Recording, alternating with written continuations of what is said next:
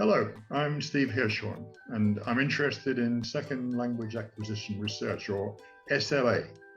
I wasn't always, as I'll explain in my workshop. My workshop is called What Has SLA Research Ever Done for Us? The us, of course, is language teachers. That's the us that I'm talking about.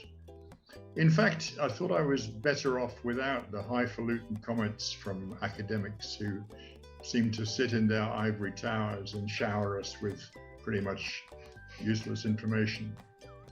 But I was wrong. In my workshop, I'll explain why I was wrong and how I was wrong. And I'll also introduce you to some areas of research which I wish I'd known when I started out.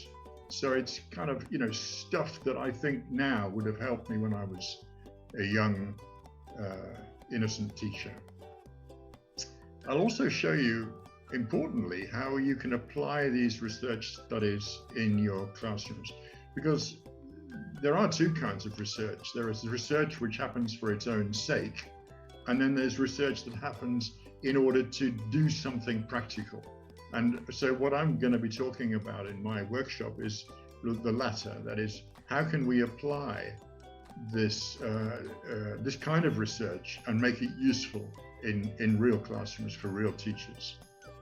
For me, then, second language acquisition research is about helping the teacher. It's not about making teachers learn a whole new discipline or a whole new taxonomy of terms. We have our own terms, and we also have our own skills. No, it's about supporting teachers in a very tricky job. As my workshop will show, there is research which really has no impact at all on what we do. But there's a whole area of research which can genuinely offer something useful to teachers in the classroom.